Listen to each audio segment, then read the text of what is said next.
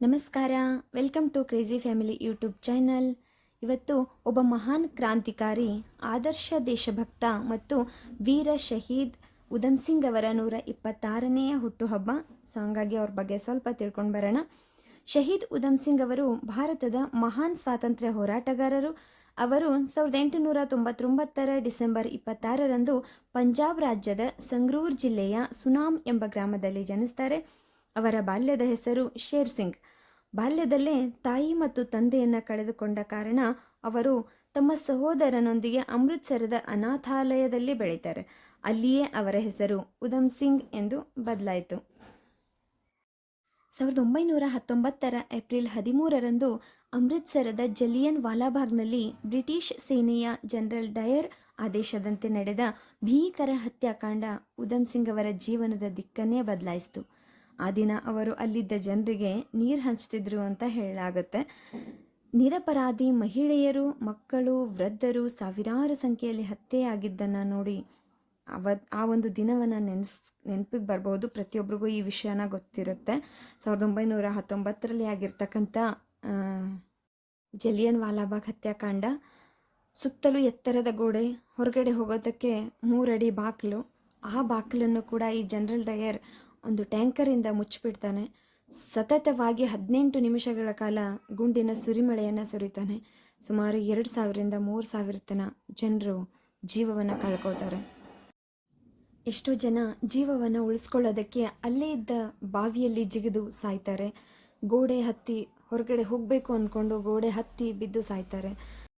ಇದನ್ನೆಲ್ಲ ನೋಡಿದ ಉಧಮ್ ಸಿಂಗ್ ಅವರ ಮನಸ್ಸಿನಲ್ಲಿ ಭಾರಿ ಆಕ್ರೋಶ ಮತ್ತು ದುಃಖ ನೆಲೆಸುತ್ತೆ. ಈ ಹತ್ಯಾಕಾಂಡಕ್ಕೆ ಹೊಣೆಗಾರರಾದವರನ್ನು ಶಿಕ್ಷಿಸುವುದೇ ತಮ್ಮ ಜೀವನದ ಗುರಿ ಅಂತ ಅವರು ಸಂಕಲ್ಪ ಮಾಡಿಕೊಂಡಿರ್ತಾರೆ.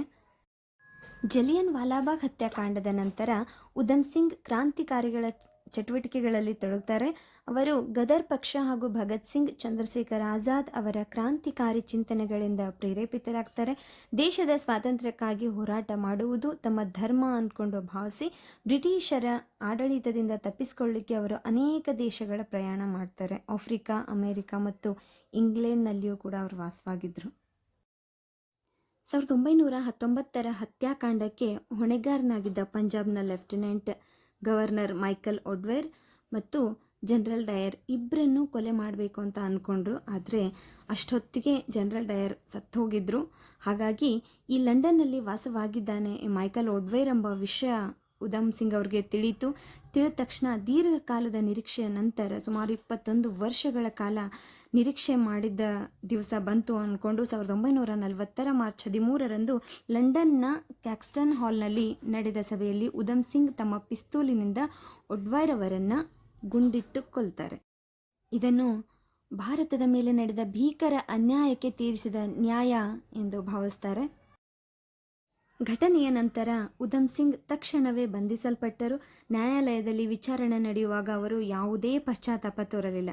ನ್ಯಾಯಾಧೀಶರ ಮುಂದೆ ಅವರು ಧೈರ್ಯವಾಗಿ, ನಾನು ನನ್ನ ದೇಶದ ಗೌರವಕ್ಕಾಗಿ ಇದನ್ನು ಮಾಡಿದ್ದೇನೆ, ಬ್ರಿಟಿಷ್ ಸಾಮ್ರಾಜ್ಯವನ್ನು ನಾನು ದ್ವೇಷಿಸುತ್ತೇನೆ, ಆದರೆ ಜನರನ್ನು ಅಲ್ಲ ಎಂದು ಹೇಳಿದರು. ಅವರ ಮಾತುಗಳು ದೇಶಪ್ರೇಮ ಮತ್ತು ಧೈರ್ಯದ ಸಂಕೇತವಾಗಿದ್ದವು. 1940 ಜುಲೈ 31ರಂದು ಲಂಡನ್ನಲ್ಲಿ ಪೆಂಟಲ್ವಿಲ್ ಜೈಲಿನಲ್ಲಿ ಉಧಮ್ ಸಿಂಗ್ ಅವರನ್ನು ಗಲ್ಲಿಗೇರಿಸಲಾಯಿತು. ಮರಣದ ಕ್ಷಣದಲ್ಲಿಯೂ ಅವರು ಭಾರತದ ಸ್ವಾತಂತ್ರ್ಯದ ಕನಸನ್ನೇ ಕಂಡರು. ಅವರು ತಮ್ಮ ಹೆಸರು ರಾಮ್ ಮೊಹಮ್ಮದ್ ಸಿಂಗ್ ಆಜಾದ್ ಎಂದು ಹೇಳಿದ್ದು ಭಾರತದ ಏಕತೆ ಮತ್ತು ಧರ್ಮ ಸಹಿಷ್ಣುತೆಯ ಸಂಕೇತವಾಗಿತ್ತು. ಉಧಮ್ ಸಿಂಗ್ ಅವರ ತ್ಯಾಗ ಭಾರತೀಯ ಸ್ವಾತಂತ್ರ್ಯ ಹೋರಾಟದ ಇತಿಹಾಸದಲ್ಲಿ ಅಮರವಾಗಿದೆ. ಅವರು ತೋರಿಸಿದ ಧೈರ್ಯ, ಸಹನೆ ಮತ್ತು ದೇಶಪ್ರೇಮ ಇಂದೂ ಕೂಡ ಯುವಜನತೆಗೆ ಪ್ರೇರಣೆಯಾಗಿದೆ ಅಂತ ಹೇಳ್ಬೋದು. ಅವರ ಜೀವನ ನಮಗೆ ಅನ್ಯಾಯದ ವಿರುದ್ಧ ಧೈರ್ಯವಾಗಿ ನಿಲ್ಲಬೇಕು ಮತ್ತು ದೇಶದ ಗೌರವಕ್ಕಾಗಿ ತ್ಯಾಗ ಮಾಡಲು ಸಿದ್ಧರಾಗಿರಬೇಕು ಎಂಬ ಪಾಠವನ್ನು ಕಲಿಸುತ್ತದೆ.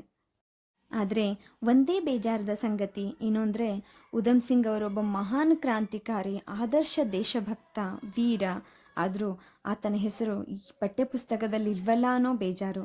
ಈ ಮಹಾಚೇತನಕ್ಕೊಂದು ನಮನ ಸಲ್ಲಿಸುತ್ತಾ ಈ ವಿಡಿಯೋನ ಮುಗಿಸ್ತೀನಿ. ಈ ವಿಡಿಯೋ ಇಷ್ಟ ಆದರೆ ಲೈಕ್ ಮಾಡಿ, ಶೇರ್ ಮಾಡಿ ಹಾಗೂ ಸಬ್ಸ್ಕ್ರೈಬ್ ಮಾಡೋದನ್ನು ಮರಿಬೇಡಿ. ಅಲ್ಲಿವರೆಗೂ ಥ್ಯಾಂಕ್ ಯು ಸೋ ಮಚ್.